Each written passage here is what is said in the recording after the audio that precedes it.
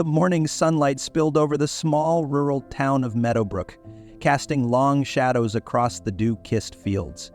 At the edge of the town, a modest house stood resolutely, surrounded by rows of vibrant roses and towering oak trees that swayed gently in the breeze.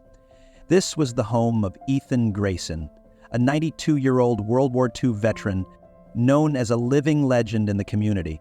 To the neighbors, Ethan was a quiet but deeply respected figure, often seen tending his garden or raising the American flag every morning, a ritual he'd kept alive for decades. Ethan's days were a blend of discipline and serenity, rooted in the values he carried from his time in the Pacific Theater. His home was not just a house. It was a haven of memories. On the mantelpiece sat a faded photograph of a young Ethan in his Navy uniform, flanked by his comrades, many of whom never made it back home. A hand-carved wooden plaque on the wall bore the words, "To serve and protect." This was Ethan's motto, etched into his soul. But today felt different. As Ethan adjusted the tattered gloves his late wife Margaret had gifted him on their 40th anniversary, he noticed something unusual. The morning chorus of birds was absent, replaced by an ominous hum in the distance.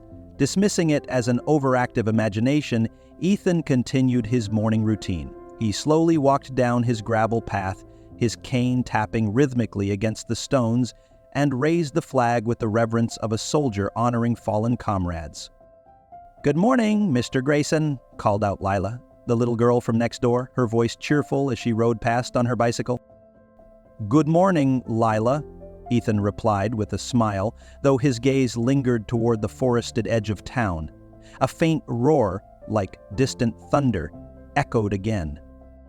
Inside Ethan's house, every corner told a story. The leather armchair by the window was where he'd sat with Margaret on countless evenings, sipping tea and sharing dreams. Now it was where he reminisced, sometimes aloud, as if Margaret might still answer. The garden outside had been her pride, a sanctuary they'd built together after the war. Roses of every shade bloomed vibrantly, their colors a stark contrast to the dark memories Ethan carried from the battlefield. He paused by the old oak tree where a swing once hung, swaying with the laughter of children who had grown up and moved away. Though Ethan and Margaret never had kids of their own, they were surrogate grandparents to every child in Meadowbrook. The neighborhood adored him, often dropping by with baked goods or just to hear one of his famous war stories. Yet behind the warmth of his smile lay a profound emptiness. Ethan often found solace in his rituals, in the orderliness of life. To him, the flag, the roses, and the quiet mornings were more than routine. They were anchors in a world that had become increasingly unpredictable. Later that day, Ethan decided to inspect the edge of his property, a dense line of trees that separated his land from a nearby forest. The hum he'd heard earlier had grown louder, now unmistakably the sound of engines. As he stepped closer, the ground vibrated faintly beneath his boots. Peering through the brush, Ethan froze. A group of men in rugged gear roared past on massive off-road vehicles, tearing through the undergrowth like it was their personal playground. Tires dug deep into the soil, uprooting saplings and leaving behind a trail of destruction. These weren't the local teens joyriding. They were part of a larger, more organized group. The logo on their ATVs, a snarling wolf surrounded by jagged tire tracks, suggested they weren't just here for fun. Ethan's sharp eyes caught sight of something else. Beyond the forest, near the town's farmland, more vehicles gathered in a makeshift camp. Large tarps, toolkits, and what appeared to be crates of beer hinted at something more than casual riding. "These fools don't know what they're messing with," Ethan muttered under his breath, gripping the cane tighter. As he returned home, the faint hum of the engines was now a roar, and a sense of foreboding settled over him. Ethan felt it in his bones. Something was coming. Something that would challenge not just him, but the entire town. That evening, Ethan visited his closest friend, Walter Brooks, another veteran who lived nearby. Walter, though younger by a few years, shared Ethan's concerns. "Ethan," Walter said gravely after listening to the account, "I've heard of these off-road groups before. They move into small towns, tear up the land, and leave the locals to clean up the mess. Sometimes it gets worse. Harassment, even violence." Ethan nodded, his jaw tightening. "They've already started on the forest. If they touch the farmland or the gardens, it'll be war." Walter placed a hand on Ethan's shoulder. "We're not the men we used to be, but we've still got some fight left. If it comes to that, you know I've got your back." As the sun dipped below the horizon, casting the town in hues of gold and crimson, Ethan sat on his porch, gazing at the forest line. The distant roars of engines grew louder, and with them, an unsettling certainty. His peaceful life, his beloved community, and the land he'd nurtured with Margaret were under threat. But Ethan Grayson wasn't one to back down. He'd faced enemies before, on the battlefield and in life, and this time would be no different. The camera lingers on Ethan's determined expression as he picks up an old, faded photograph of himself in his uniform, whispering, "Not on my watch." If this story of courage and resilience inspires you, don't forget to hit like, share it with your friends, and subscribe to our channel for more powerful stories. Let's keep honoring the spirit of heroes like Ethan Grayson. Stay tuned for what happens next. Trust me, you don't want to miss it. The next morning, the tranquility of Meadowbrook was shattered. A thunderous roar, like an unrelenting storm, echoed through the town. From his porch, Ethan Grayson saw it, a convoy of off-road vehicles tearing down the gravel road. Dust rose in thick clouds, clinging to the air as the massive tires of ATVs and dirt bikes churned up the earth. Ethan's grip tightened on the porch railing as he watched the convoy pass by, heading toward the forest at the edge of town. Ethan's neighbors began stepping out of their homes, confusion and concern etched on their faces. Children clung to their parents, startled by the noise, while a few of the braver ones peeked out from behind fences. The convoy came to a halt near the abandoned farmland bordering the forest, a patch of land that had been unused since its owner, an elderly farmer, had moved into assisted living. As the vehicles circled like predators, the riders dismounted. They were a mix of men and women in rugged gear, their faces obscured by helmets and bandanas. The leader, a burly man with a wolf insignia emblazoned across his jacket, barked orders. Ethan, with his sharp veteran's instinct, knew immediately these people weren't just thrill seekers. They were organized, and they intended to stay. Over the next few days, the group set up a makeshift camp on the farmland. Large tarps stretched between trees, serving as shelters. Generators hummed as floodlights illuminated their operation late into the night. The once quiet evenings of Meadowbrook were now filled with the relentless roar of engines, punctuated by raucous laughter and shouting. The damage began almost immediately. Deep tire ruts scarred the forest paths where the group held illegal races. Saplings were uprooted, and patches of wildflowers, once a favorite spot for families to picnic, were trampled beyond recognition. The group's activities weren't confined to the forest. Their vehicles often spilled into the surrounding farmlands, crushing crops and destroying fences. For the townspeople, the disruption was more than just an annoyance. It was an invasion. Lila's father, Tom, tried to confront the group one morning after finding his chicken coop destroyed. He returned shaken, his hands trembling, as he told Ethan about the leader's warning. "They laughed at me," Tom said, his voice quivering with anger and fear. "Told me I'd regret it if I called the police. One of them even crushed my toolbox under his tires as they left." Ethan listened silently, his jaw clenched. He'd seen this kind of intimidation before, in places far from Meadowbrook, where bullies thought their power could go unchecked. Ethan's own confrontation came a few days later. It started with something small, an empty beer can tossed onto his lawn. Then came the tire tracks, marring the carefully tended path he'd maintained for decades. But the breaking point was when Ethan found his garden vandalized. His rose bushes, Margaret's pride and joy, had been trampled, their vibrant petals scattered like fallen soldiers. Ethan knelt in the dirt, his gnarled hands trembling as he picked up the remains of a once perfect rose. His eyes stung, not just from the dust, but from the memories. Margaret had planted those roses with him, their roots intertwined with their shared history. The destruction felt like a personal attack, not just on his garden, but on the life he and Margaret had built together.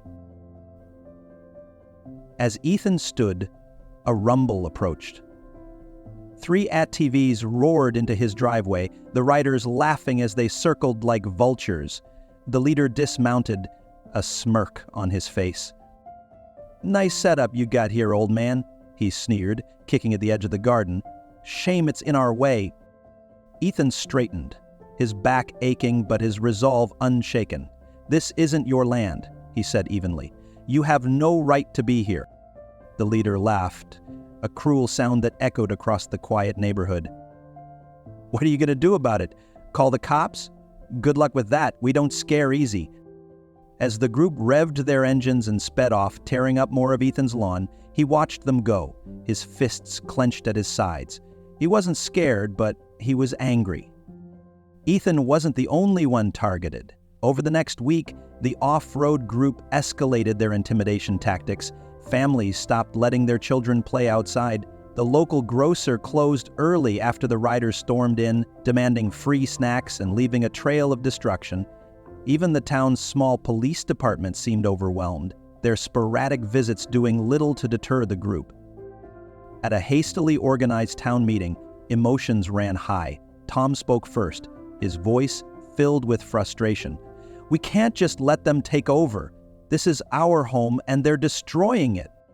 "But what can we do?" asked Mrs. Carter, the elderly schoolteacher. "There are too many and they don't care about the law." Ethan stood silently in the corner, listening.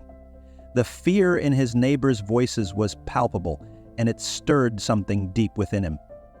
He had seen this before, in war-torn villages where people felt powerless against invaders. But he had also seen how a united community could stand strong, even against impossible odds. That night, Ethan sat in his armchair, the house eerily quiet around him. On the table beside him lay an old leather-bound journal, a collection of names and numbers from his time in the service. Many of those names had long since faded into memory, but a few were still as sharp as the day they were written. Ethan flipped through the pages until he found it, a name he hadn't spoken aloud in years. Charlie Hudson, a fellow veteran who had once told Ethan, "If you ever need anything, brother, you call me." Picking up the phone, Ethan hesitated for only a moment before dialing. The line crackled as it connected. "Hudson," a deep voice answered on the other end. "Charlie," Ethan said, his voice steady despite the storm of emotions swirling within him. "I need your help."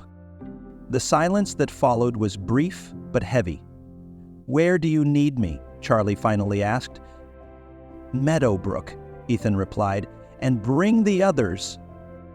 As Ethan hung up, a sense of calm washed over him. He wasn't alone. Not in this fight, not ever. Looking out the window, he saw the faint glow of the off-road campfires in the distance. They thought they owned the town, but they were about to learn a lesson in true courage and unity. The once peaceful days in Meadowbrook turned into a blur of tension and disruption. The off-road group's presence grew more invasive by the day. What had started as occasional races through the forest evolved into a full-scale occupation of the abandoned farmland. Trucks and ATVs thundered through the area day and night, flattening crops, scaring livestock, and leaving the town's residents increasingly afraid to step outside. For Ethan Grayson, the tipping point came one evening just before sunset. As he sat on his porch, the soft golden light reflecting off the polished brass of the American flagpole, The silence was shattered by the roar of approaching engines. Ethan's eyes narrowed as two ATVs sped across his lawn, their thick tires digging deep ruts into the grass. The riders laughed wildly, one of them tossing an empty beer can onto Ethan's pristine walkway before disappearing into the forest. When the noise faded, Ethan walked to the garden, his cane sinking slightly into the torn earth. What he saw made his heart sink. His beloved rose bushes, which he and his late wife Margaret had spent decades nurturing, lay crushed beneath deep tire tracks. The vibrant red and pink blossoms were scattered like confetti, the fragile stems twisted and broken. Ethan knelt down, his weathered hands trembling as he picked up a damaged bloom. The scent of the crushed petals brought back vivid memories. Margaret kneeling beside him, her laughter ringing through the air as she teased him for planting the bushes in perfectly straight lines. "You're not in the Navy anymore, Ethan," she joked. "Let them grow wild and free." He closed his eyes and took a deep breath, the pain of the loss mingling with a growing determination. Margaret wouldn't have let bullies like this destroy what they had built together, and neither would he. The next morning, Ethan's resolve was tested. He was working to repair the garden when a group of 3 off-roaders arrived on his property. Their leader, a towering man with a wolf emblem stitched onto his jacket, dismounted his ATV and leaned casually against the fence. "Mornin', old man," he drawled, his tone mocking. "Fixin' up your little flower patch?" Ethan straightened slowly, his back aching, but his gaze steady. "This is private property," he said firmly. "You have no business here." The leader smirked and stepped closer, deliberately crushing a stray rose petal beneath his heavy boot. "You think you can stop us? You and what army?" Ethan's hands tightened around his cane, but he didn't flinch. Instead, he held the man's gaze, his voice calm but unyielding. "I've faced bigger threats than you in my lifetime, son, and I didn't back down then either." The tension was palpable. For a moment, it seemed the leader might push further, but one of his companions tugged at his arm. "Come on, man," he muttered. "Let's go." The group eventually left, but not before the leader spat on the ground near Ethan's feet. "You've been warned, old man," he said, revving his engine and speeding off. Word of Ethan's confrontation spread quickly through Meadowbrook. Some neighbors praised his courage, while others begged him to be more careful. "You're just one man, Ethan," Tom said during a tense visit to his home. "These people don't play fair. What if they come back? What if they do worse?" Ethan's response was simple, but firm. "If we don't stand up to them, who will?" Despite his words, Ethan could see the fear in his neighbor's eyes. The off-road group's antics were growing bolder. They had started vandalizing fences, stealing tools, and even blocking the main road into town with their vehicles, forcing residents to take long detours. For Ethan, it wasn't just about his own property, it was about the community he loved. The little girl next door, Lila, had stopped riding her bike because the noise scared her.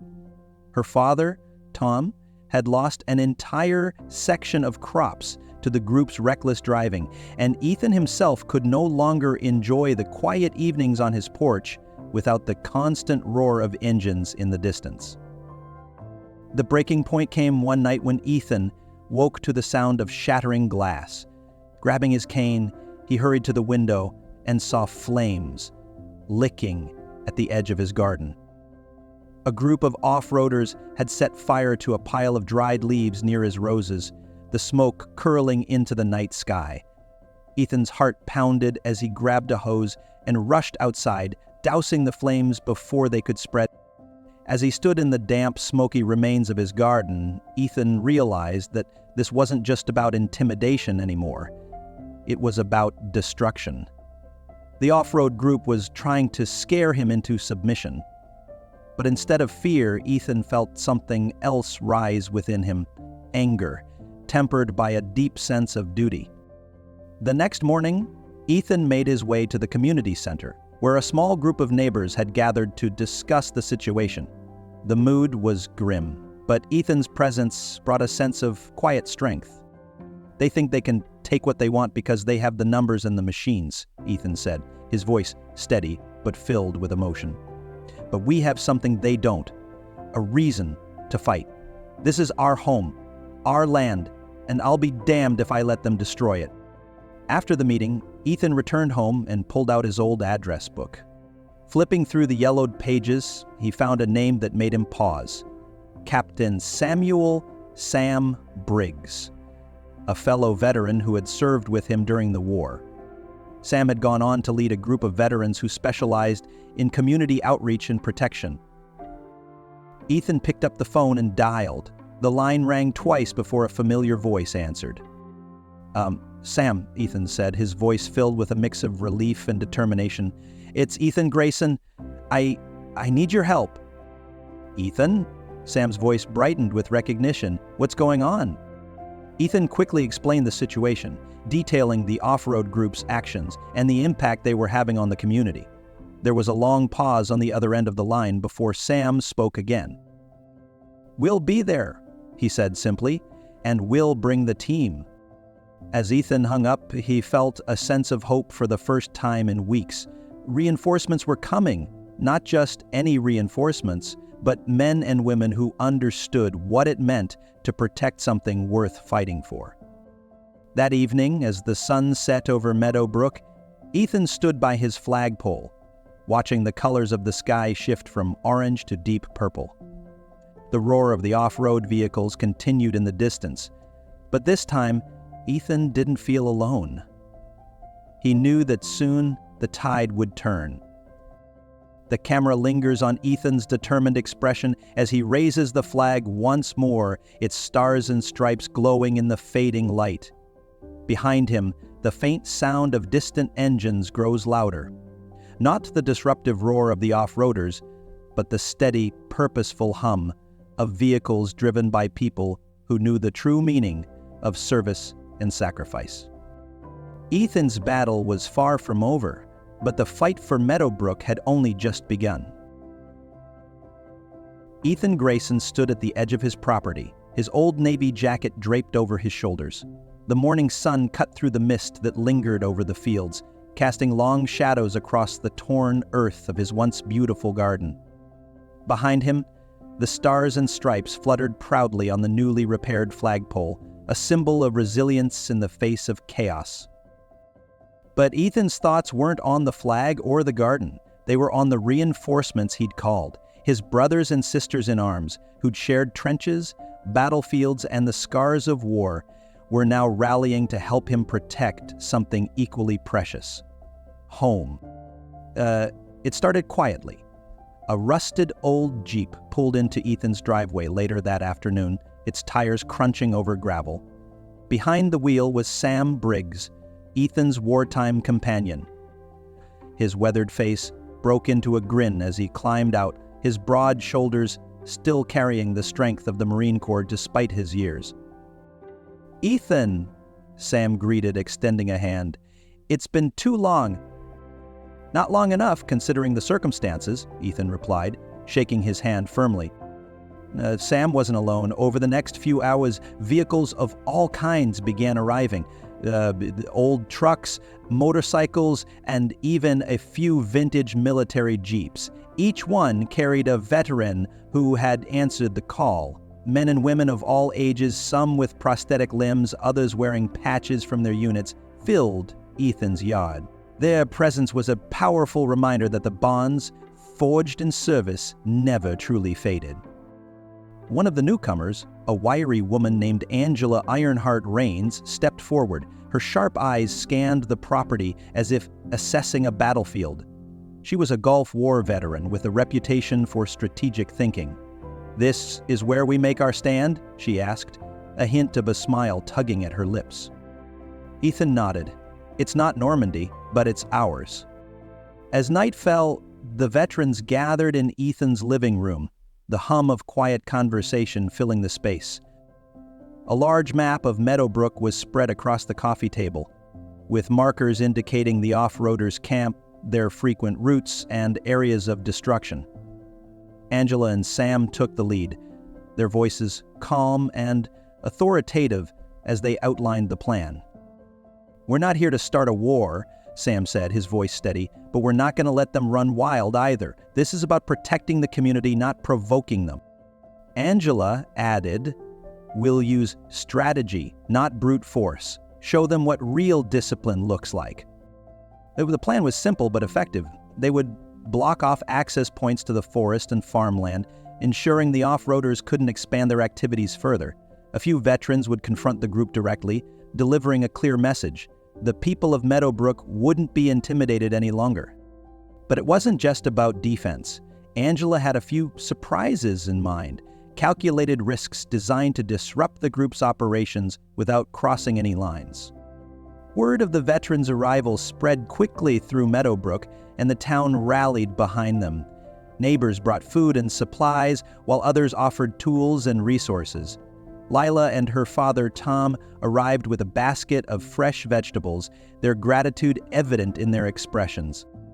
"Thank you for helping us," Tom said, his voice thick with emotion. "We didn't know what else to do." Ethan placed a reassuring hand on Tom's shoulder. "You did what you could.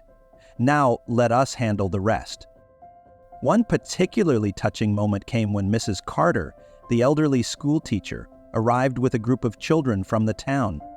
She had spent the afternoon teaching them to fold small paper flags, each one bearing a handwritten note of thanks. As the children handed the flags to the veterans, there were tears in more than a few eyes. "This is why we fight," Angela murmured, holding one of the delicate flags in her hands. The next day, the veterans put their plan into action. At dawn, they stationed themselves at key points along the forest's edge, their vehicles forming a line of defense. The sight was striking. Veterans in worn military jackets, standing shoulder to shoulder, their faces resolute. It was a silent declaration of their intent. When the off-road group arrived, their convoy of ATVs and trucks roared down the road as usual, but they skidded to a halt when they saw the blockade. The leader, the same man who had taunted Ethan days earlier, dismounted his ATV and swaggered toward the line of veterans. "What's this?" he demanded, his tone dripping with mockery. "A retirement home field trip?" Sam stepped forward, his posture calm but commanding. "We're here to protect this community. Turn around and leave, or face the consequences." The leader laughed, a harsh grating sound. "You think you can stop us? This land doesn't belong to you." Angela stepped forward, her voice cold and precise. "No, but it doesn't belong to you either. And we have no problem calling every legal authority we know to shut you down. That's a promise, not a threat." The off-roaders exchanged glances, their bravado faltering in the face of such unwavering resolve. Still, the leader wasn't ready to back down. "We'll see about that," he sneered, gesturing for his group to leave. As the convoy roared away, Ethan turned to the others. "They'll be back," he said quietly. Angela nodded. "Let them. We're ready." That night, the veterans prepared for retaliation. True to Ethan's prediction, the off-road group returned, this time with more vehicles and a clear intent to intimidate. They circled the veterans' blockade, revving their engines and shouting insults. But the veterans didn't flinch. They stood firm, their silence more powerful than any threat. The confrontation escalated when one of the off-roaders tried to ram an ATV through the blockade. A veteran named Mark Steele Dawson, a towering figure with a prosthetic leg, stepped forward and placed a hand on the vehicle's handlebars, stopping it cold. "Not another inch," Mark said, his voice low and menacing. The off-roader hesitated, then backed down. The tension was palpable, but the veterans held their ground. Slowly, the off-roaders retreated, their bravado shattered. The following morning, Meadowbrook woke to a sight that brought hope to the town. The veterans had begun repairing the damage caused by the off-roaders. Together with the townspeople, they worked tirelessly to restore the farmland and forest.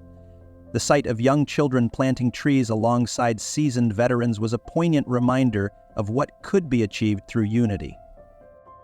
Ethan stood at the edge of the field, watching the scene unfold. A sense of pride swelled within him. It wasn't just about protecting the land. It was about showing the next generation the value of standing together, of fighting for what was right. As the sun set over Meadowbrook, Ethan looked toward the horizon, where the forest now stood silent and unbroken. The battle wasn't over, but for the first time in weeks, he felt a glimmer of hope. Together, they were stronger, and the off-road group was about to learn that the hard way. The town of Meadowbrook buzzed with nervous energy as whispers spread like wildfire. Tonight would be the night. The off-road group, their pride bruised by the veterans' defiance, had announced their plans for a grand show of force. With loud, taunting roars of their engines echoing through the valley, they sent an unmistakable message. They were coming back, and this time they intended to make the veterans pay. That afternoon, Ethan Grayson sat at his kitchen table, polishing a small brass Navy whistle. It was old, battered, and worn, a relic from his days in the Pacific Theater. To him, it was more than a whistle. It was a symbol of leadership, a reminder of the moments he had rallied men in the chaos of war. The whistle gleamed in the afternoon light as Ethan set it down carefully beside a photograph of his late wife, Margaret. The sharp knock on the door pulled Ethan from his thoughts. It was Tom, his young neighbor, his face pale and anxious. "Ethan," Tom began, stepping inside. "I've heard talk. The off-roaders. They're bringing reinforcements. Twice as many vehicles. They said they'll tear through the town tonight." Ethan nodded slowly, the calm in his expression unnerving Tom. We knew this was coming," Ethan said, "but we're ready." Tom looked incredulous. "Ready? You're just a handful of veterans. These guys, there's no telling what they're capable of." Ethan placed a steady hand on Tom's shoulder. "There's more to winning a fight than numbers, Tom. Courage, unity, and purpose. Those count for far more." As evening fell, the veterans gathered at Ethan's property, their movements quiet and purposeful. Angela Ironheart Rains directed the team like a seasoned general, mapping out the final details of their strategy. "We're not looking for violence," Angela reminded the group. "But if they push us, we push back with the tools we know best, precision and discipline." The veterans divided into teams. Some would man the blockade at the forest entrance, while others would patrol the farmland and the edges of the town. A smaller group, including Angela and Sam Briggs, would be stationed at the center of the action, a makeshift command post on Ethan's front lawn. Ethan stood apart from the group, watching the preparations with a quiet resolve. He carried Margaret's rose-pitted gloves in his jacket pocket, a small, personal reminder of what he was fighting for. The sight of his fellow veterans, their camaraderie and determination undiminished by the years, filled him with pride. The first sound came just after sunset, the distant rumble of engines. It was deeper, louder than before, and as it grew closer, the air seemed to vibrate with the sheer force of it. The off-roaders appeared on the horizon like a swarm, their headlights cutting through the darkness in sharp beams. At the forest blockade, Mark Steele Dawson and a team of veterans stood firm. They had fortified the barricade with heavy logs and sandbags, making it impassable for the ATVs. As the convoy approached, Mark stepped forward, his towering figure silhouetted against the headlights. "Turn back," he commanded, his voice calm but unwavering. The off-roaders skidded to a stop, their engines snarling. The leader, his wolf-emblazoned jacket gleaming in the light, dismounted and approached the line of veterans. "You think this little show of yours will stop us?" he sneered. "You're old, outnumbered, and out of your league." Mark's expression didn't waver. "We've been outnumbered before, and we've never lost." The leader laughed, but there was an edge of uncertainty in his voice. "We'll see about that." The off-roaders spread out, their vehicles circling the veterans' position like wolves stalking prey. From his front lawn, Ethan could see the chaos unfolding. His sharp eyes caught the glint of something in the leader's hand, a crowbar perhaps, or a wrench. It didn't matter. The intent was clear. Angela's voice crackled through the radio. "They're trying to provoke us. Hold your ground. Don't give them an excuse." The tension was palpable as the off-roaders revved their engines, the noise drowning out the quiet resolve of the veterans. One rider, younger and more impulsive, surged forward, slamming his ATV into the barricade. The vehicle recoiled, the tires spinning in vain against the heavy logs. Mark stepped forward, his prosthetic leg thudding against the ground. Without a word, he reached down, grabbed the front of the ATV, and pushed it back with a single powerful motion. The young rider looked up at him, stunned, before backing away. Just as the standoff seemed ready to erupt, the situation took an unexpected turn. From the forest came another sound. Different, distinct. It was the low rumble of military vehicles. The off-roaders turned in confusion as headlights appeared on the horizon, this time from the direction of the town. Ethan allowed himself a small smile. He recognized the sound instantly. The Veterans Motorcade, a group of local and regional veterans who had heard about the situation and rallied to join the fight. The motorcade rolled in like a wave, their vehicles gleaming with military insignias and American flags. They didn't rev their engines or shout. They didn't need to. Their sheer presence, the silent, disciplined precision of their arrival, spoke louder than words. The leader of the off-roaders hesitated, his bravado crumbling in the face of the reinforcements. He turned to his group, trying to rally them, but the younger riders were visibly shaken. They had signed up for reckless fun, not a confrontation with battle-hardened veterans. Ethan stepped forward, his cane tapping against the ground as he approached the leader. The crowd parted, and all eyes turned to the old man who had started it all. "You've done enough damage," Ethan said, his voice carrying a weight that silenced even the engines. "This town has fought harder battles than you can imagine. It won't fall to a bunch of cowards tearing up land that doesn't belong to them." The leader glared at him but said nothing. The silence stretched, broken only by the distant chirp of crickets. Angela spoke next, her voice calm but commanding. "You have two choices.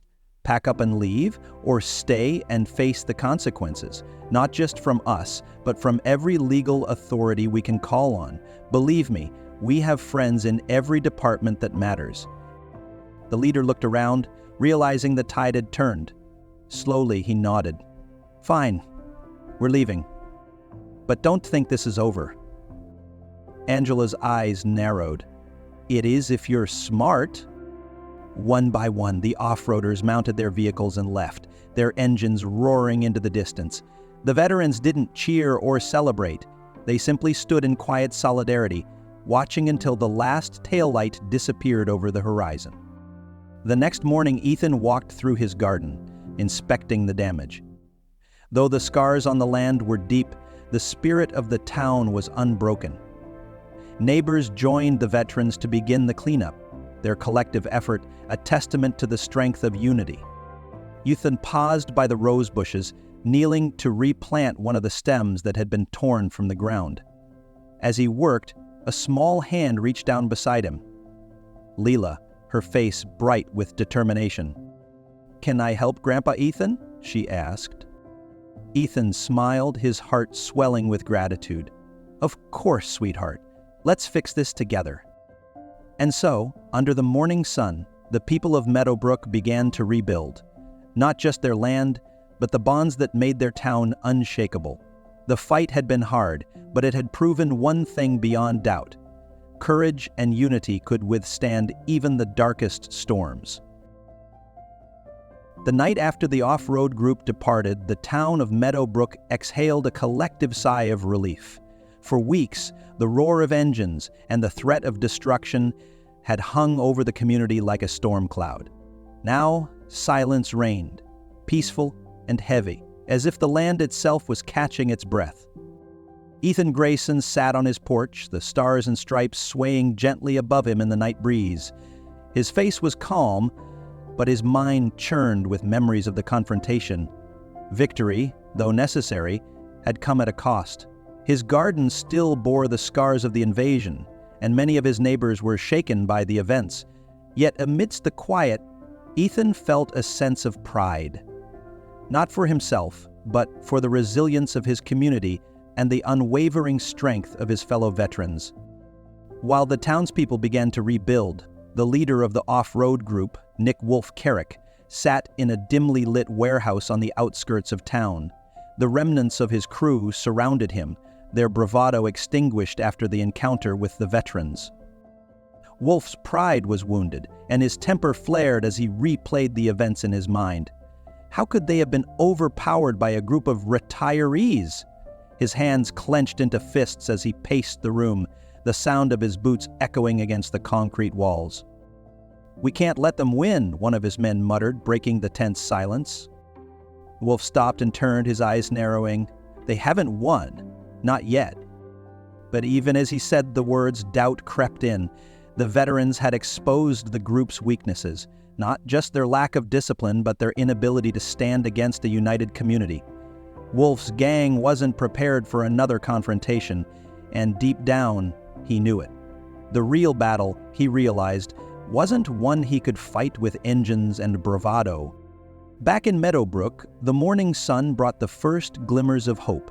Neighbors who had been too afraid to step outside during the off-roaders' reign began venturing out, offering shy smiles and hesitant greetings. At Ethan's home, a small crowd gathered to thank him and the veterans for their courage. Among them was Lila's father, Tom. His voice broke as he addressed the group, his gratitude spilling over in raw emotion. "We owe you more than we can say," Tom began, his hands shaking as he held his daughter close. "You didn't just stand up for your own land. You stood up for all of us, for our kids, for our future. I didn't know what to do before, but you showed us that we don't have to be afraid." His words were met with nods and murmurs of agreement. For many, the veterans' stand had been a turning point, reigniting a sense of courage that fear had nearly extinguished. Later that day, as Ethan worked in his garden, a shadow fell across the rose bushes. He looked up to see a figure standing at the edge of his property. It was Wolf. Ethan's first instinct was to reach for his cane, but he held back, studying the man's face. There was no sign of the swagger or mockery that had defined him during their earlier encounters. Instead, Wolf's shoulders sagged, and his expression was filled with something Ethan hadn't expected: regret.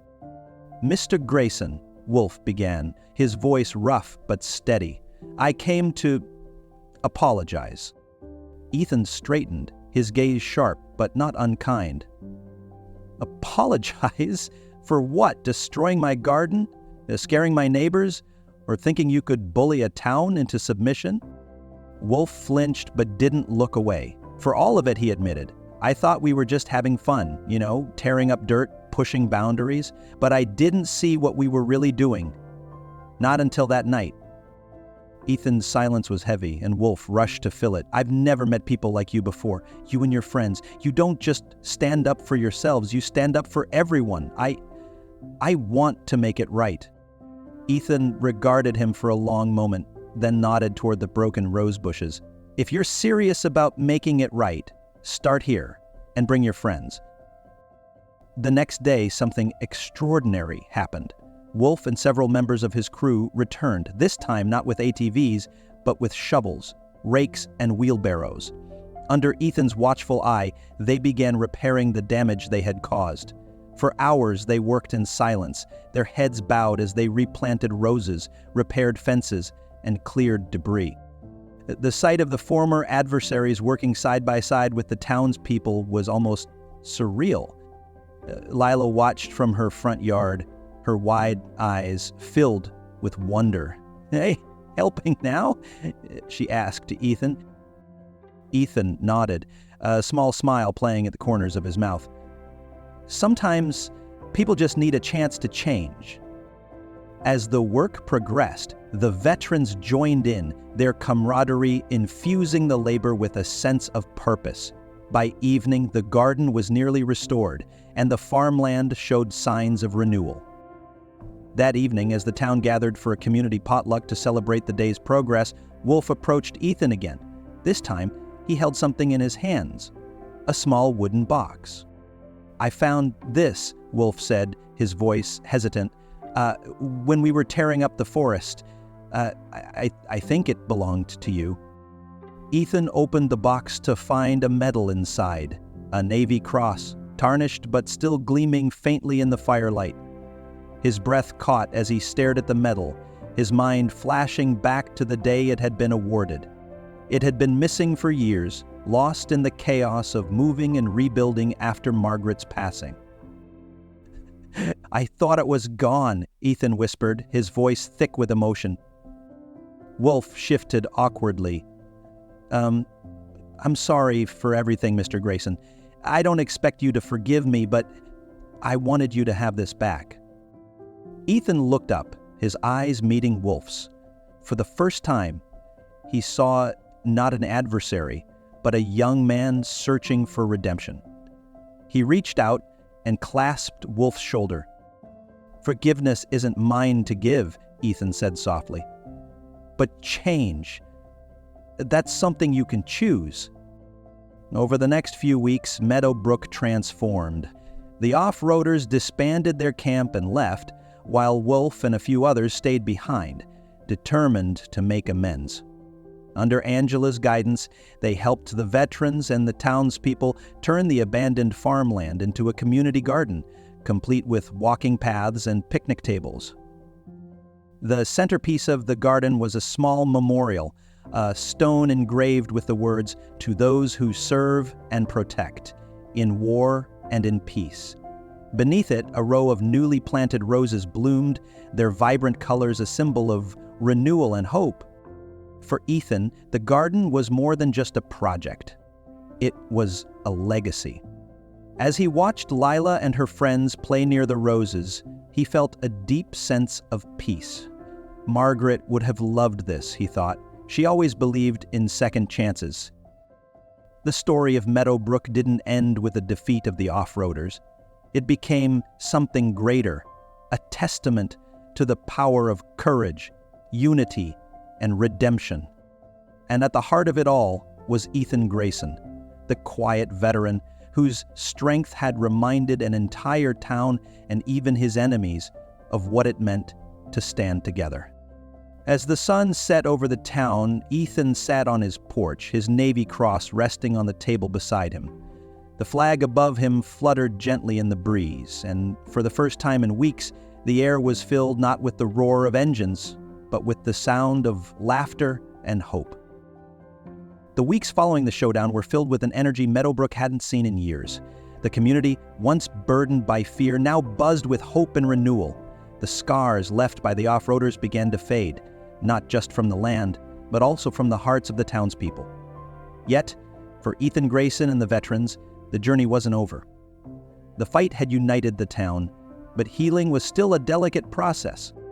One morning, as Ethan tended to the final patches of his garden, he noticed Lila lingering at the edge of his yard. Her bike, once left abandoned during the off-roaders' rain, gleamed in the sunlight as she pushed it hesitantly. "Good morning, Lila," Ethan called, his voice warm and welcoming. "Good morning, Grandpa Ethan," she replied, her voice timid. "Can I ride my bike again? Is it safe now?" Ethan straightened, his eyes softening. He walked over and placed a reassuring hand on her shoulder. "Yes, sweetheart, it's safe. We're all here to make sure of that." With a wide smile, Lila climbed onto her bike and began pedaling down the road. Her laughter filled the air, a sound that had been absent for far too long. Ethan watched her with a mix of pride and quiet determination. Protecting that laughter, that innocence, was what had made every sacrifice worthwhile. Meanwhile, Wolf, the former leader of the off-road group, had become a surprising figure in the town's recovery. Under Angela's mentorship, he threw himself into the work, repairing fences, planting trees, and even helping rebuild the playground that had been damaged during the off-roaders' occupation. One day, as Wolf replaced a broken swing, he overheard a group of children talking about Ethan. "Grandpa Ethan is so brave. one boy said. "He scared all those bad guys away." Wolf paused, the words hitting him harder than he expected. He had once been the bad guy, and yet here he was, trying to undo the harm he'd caused. Later that day, he approached Ethan, his face a mix of humility and resolve. "Mr. Grayson," Wolf began, his voice steady, "I've been thinking a lot about what you said, about change." Ethan looked up from his garden, studying Wolf with those sharp, knowing eyes. "And I want to do more. Not just fix what I broke, but really contribute. I don't know where to start, but I want to try." Ethan's face softened into a rare smile. "Good. Change doesn't come easy, but it's worth it. Start small, stay steady, and you'll get there." The veterans, inspired by Ethan's unwavering dedication, decided to honor him in a way that would last for generations.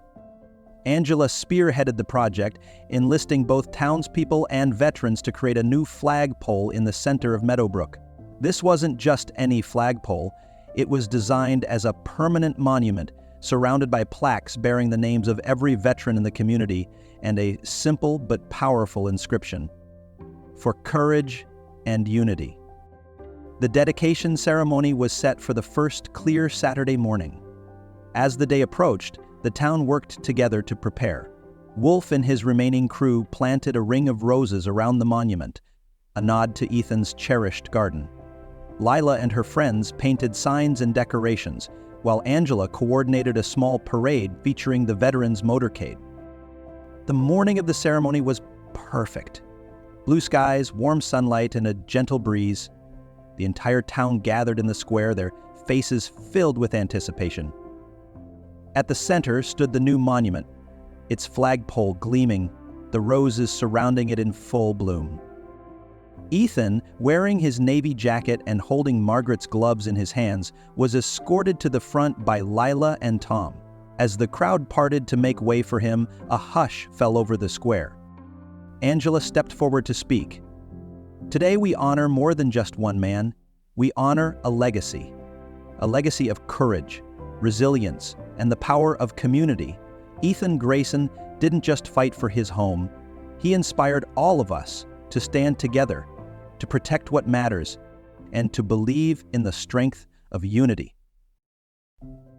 She turned to Ethan, her voice softening. "Ethan, this monument is for you, but it's also for all of us. It's a reminder of what you've taught us, that no matter how dark the storm, we can weather it together." Ethan's eyes glistened as the crowd broke into applause. He stood tall, his hand resting on the flagpole as the American flag was raised. The sight of the stars and stripes billowing against the clear sky brought tears to many eyes, a symbol of victory not just over the off-roaders, but over fear itself. As the ceremony continued, Ethan found himself surrounded by neighbors, veterans, and even Wolf. One by one, they shared stories, laughter, and quiet moments of gratitude. Lila presented him with a small bouquet of roses she had picked herself, her face glowing with admiration. "This is for you, Grandpa Ethan," she said, "because you're our hero." Ethan knelt to accept the flowers, his voice thick with emotion. "Thank you, Lila, but the real heroes are all of us. We did this together." As the crowd began to disperse, Wolf approached Ethan with a small, wrapped package. "I know I've done a lot of harm," Wolf said, his voice steady but filled with emotion. "But I wanted to give you something. A symbol of what I've learned from you."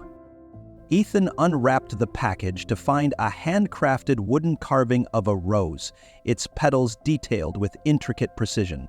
At its base was an inscription, "In honor of growth and change." Ethan ran his fingers over the carving, his expression softening. "It's beautiful," he said quietly. "Thank you." Wolf nodded, his gaze steady. "Thank you, Mr. Grayson, for everything." As the day came to an end, Meadowbrook felt renewed. The scars of the past had not been erased, but they had been transformed into something stronger, something beautiful. The town square, now anchored by its monument, had become a gathering place for laughter, hope, and connection. For Ethan, the journey was more than just a victory. It was a reminder of what Margaret had always believed, that even in the darkest times, people could find their way back to each other. That evening, as the sun dipped below the horizon, Ethan sat on his porch watching the light play across the roses. He held the wooden carving in his hands, a quiet smile on his face. Margaret would have been proud, he thought, of him, of the town, of everyone who had come together to make Meadowbrook whole again. And as the stars began to appear in the night sky, Ethan whispered softly to himself, "We've won. Not just the battle, but the heart of what matters most." The following months brought a new era to Meadowbrook. The battle against the off-roaders became a distant memory, but the unity it inspired continued to grow stronger. The community, once fractured and fearful, had become a shining example of resilience and cooperation. Ethan Grayson's quiet leadership had transformed not just his neighbors, but the very soul of the town. The newly completed Meadowbrook Veterans and Community Garden was thriving. Rows of vegetables, bright wildflowers, and Margaret's favorite roses bloomed vibrantly in the center of what had once been trampled earth. Families gathered here regularly for picnics, children played freely, and the veterans often shared their stories with the younger generation. At the heart of the garden stood the monument, erected in Ethan's honor. Each day, Ethan would walk the short distance from his home to the flagpole, raising the American flag just as he had every morning since the end of the war. Only now, he was never alone. Veterans, townspeople, and even former off-roaders joined him in the ceremony, their presence a testament to the lasting impact of his courage. One particularly touching moment came when Wolf, the former leader of the off-road group, brought his young nephew to meet Ethan. The boy, no older than 10, listened intently as Ethan recounted stories of his time in the Navy. When the story ended, the boy saluted Ethan with wide eyes and said, "I want to be brave like you one day." Ethan chuckled, his voice warm. Bravery doesn't always mean standing on a battlefield. Sometimes it's about standing up for what's right, even when it's hard. For Ethan, life found a new rhythm. His mornings were spent in the garden, his afternoons on the porch, and his evenings in quiet reflection. The town had given him a sense of purpose he hadn't felt since Margaret's passing. One day, as he walked through the garden, he noticed Lila kneeling by a patch of roses. She had planted them with her father in honor of Margaret and cared for them diligently. "These are for her, aren't they?" Lila asked softly, her small hands brushing the petals. Ethan nodded, his throat tightening. "She would have loved them, Lila. Thank you." "Ah," the girl smiled, her eyes bright. "She'd be proud of you too, Grandpa Ethan." Those words stayed with him long after Lila had gone home. They weren't just about Margaret. They were about the life he'd built, the battles he'd fought, and the peace he'd helped restore.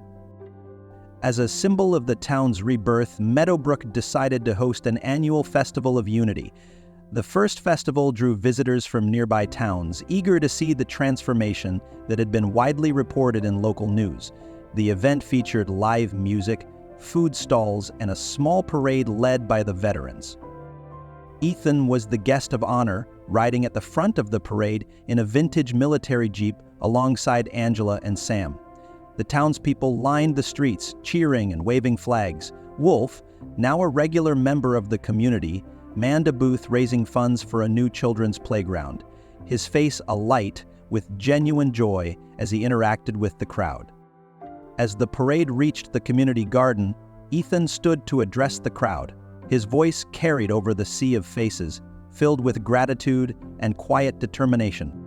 "This town has faced its share of challenges," he began, "but what I've seen here is proof of something greater than people come together. When they stand for each other, there's nothing they can't overcome. Meadowbrook isn't just a town, it's a family, and I'm proud to call it home." The applause that followed was thunderous, echoing across the fields. That evening, Ethan returned to his porch, the sounds of the festival still faintly audible in the distance. He sat quietly, the cool night air brushing against his face. On the small table beside him lay Margaret's gloves, and the wooden rose-carving Wolf had given him, a simple yet profound reminder of how far they had all come. Ethan reached for a small, weathered journal he kept in his jacket pocket. Flipping through its pages, he found an old photograph of himself and Margaret, taken not long after the war. He smiled wistfully, tracing her face with his finger. "I think we did good, Margaret," he whispered. "The town is in good hands now." The stars above seemed to twinkle in agreement, their light casting a serene glow over the garden. As the camera pulls away, the image of Ethan sitting peacefully on his porch fades into the backdrop of Meadowbrook, a town transformed by courage, unity, and the unwavering spirit of one quiet veteran. If this story inspired you, what would you have done in Ethan's shoes? How can we all take small steps to stand up for our communities and protect what matters most? Share your thoughts in the comments below. We'd love to hear from you. And don't forget to hit like, share this story with your friends, and subscribe to our channel for more incredible tales of courage, resilience, and hope. Together, we can keep these stories alive and inspire a brighter future for all.